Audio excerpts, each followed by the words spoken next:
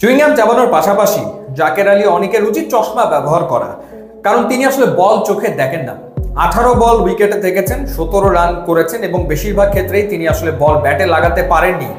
West Indian fast বোলারদের slower delivery গুলোতে অসহায়ের মতো ব্যাট ডানে বামে ঘুরিয়েছেন, কিন্তু কোনোটা কানেক্ট করতে পারেনি এবং বাংলাদেশ দলকে ডুবিয়ে তিনি শেষ পর্যন্ত আউট হয়েছেন। প্রয়োজনের মুহূর্তে ব্যর্থ তিনি। আর শামীম হোসেন পাটোয়ারি তিনি আসলে না ফিনিশার, না মিডল অর্ডার ব্যাটার, না তার ডিফেন্স টেকনিক আছে এবং না তিনি অ্যাটাক করতে পারেন। সবশেষ 10টা ম্যাচে 5টাতে 0, তারপরেও কেন তিনি আসলে একাদশে, সেটাই বিরাট প্রশ্ন। দোষ জাকের আলী অনেক কিংবা শামীম হোসেন পাটোয়ারির না, দোষ আসলে টিম ম্যানেজমেন্টের, যারা তাদেরকে একাদশে রেখেছে। ওয়েস্ট ইন্ডিজের বিপক্ষে জেতা ম্যাচ বাংলাদেশ হেরেছে। ওয়েস্ট ইন্ডিজ আপ্রাণ চেষ্টা করেছে বাংলাদেশকে ম্যাচ জেতানোর। বাংলাদেশের টপ মিডল অর্ডারের 4 জন ব্যাটসম্যান লাইভ পেয়েছে। সাইফ হাসান, তাওহিদ হৃদয়, লিটন কুমার দাস, তানজিদ তামিম 4 জনই লাইভ পেয়েছে। 4টা সহজ ক্যাচ ক্যারিবিয়ানরা ফেলেছে।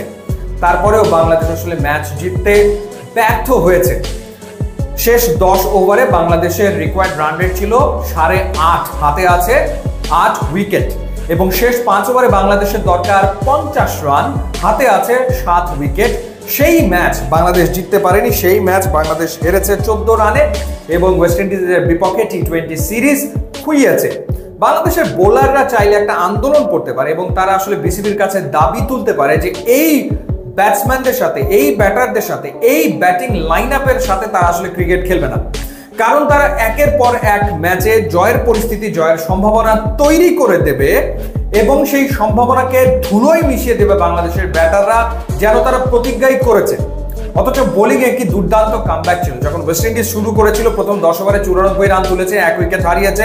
মনে হচ্ছিল যে আজকে ক্যারিবিয়ানরা 200-র ওপরে রান তুলবে, কিন্তু সেটা তারা করতে পারেনি। রিশাদ হোসেন, নাসুম আহমেদ, মুস্তাফিজের দুর্দান্ত বোলিং এর কারণে 149-এ তারা থেমে গেছে। প্রথম 10 ওভারে 94, 1 উইকেটে, অথচ তারা 20 ওভারে করেছে 149, 9 উইকেট হারিয়ে। বোলারদের প্রশংসা ডেফিনেটলি করতেই হয়। মুস্তাফিজ একই ওভারে ডাবল উইকেট তুলেছেন এবং তিনি 4 ওভারে 21 রানে 3 উইকেট পেয়েছেন। লাভ কি? তাতে লাভটা আসলে হচ্ছে কি? রিশাদ হোসেন 2 উইকেট নিয়েছেন 3 ওভার বল করে 20 রান খরচায়, কিংবা নাসুম 4 ওভারে 35 রানে 2 উইকেট নিয়েছেন। লাভ তো আসলে হচ্ছে না, কারণ বাংলাদেশের ব্যাটাররা বারংবার ব্যর্থ হচ্ছেন।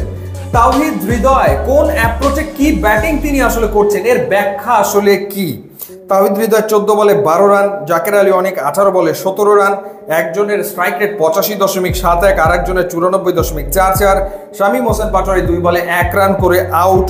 একটা সময় আমার কাছে মনে হচ্ছিল যে রিশাদ হোসেনকে কেন আসলে ওপরে পাঠাচ্ছে না, কিংবা তানজিম সাকিবকে কেন আসলে ওপরে পাঠানো হচ্ছে না। তারা ওপরে আসলে বরং বাংলাদেশের ম্যাচ জেতার সম্ভাবনা অনেকাংশে বেড়ে যায়। তানজিদ তামিম একাই যা রান করার করেছেন, 48 বলে 61, 3টা 4, 3টা 6 তিনি মেরেছেন। বাট তিনি যখন আউট হয়েছেন সেই সময় আউট হওয়াটা অপরাধ। তার উচিত ছিল ম্যাচটা জিতিয়ে তারপরে আসলে মাঠ ছাড়া, কিন্তু সেটা তিনি করতে ব্যর্থ হয়েছেন। সুতরাং এই পরাজয়ের ব্যর্থতার দায়ভার তানজিদ তামিমকে নিতেই হবে। ক্যারিয়ারের 9ম 50 তিনি করেছেন ঠিকই, বাট দলকে জেতাতে পারেননি। খুবই হতাশার পরিস্থিতি এবং টি20-র ব্যাটিং অর্ডার যে নতুন করে সাজাতে হবে কোনো সন্দেহ এ ব্যাপারে নাই, এবং স্পেশালি মিডল অর্ডারে ডেফিনেটলি নতুন কাউকে না কাউকে প্রয়োজন আসলে পড়বেই, কোনো সন্দেহ নাই। টি20 সিরিজ খুইয়েছে জায়গাটা। ইউটিউব, ইনস্টাগ্রাম লিঙ্ক আছে, আপনারা যোগ দিলে খুবই খুশি হবে। And thanks for watching.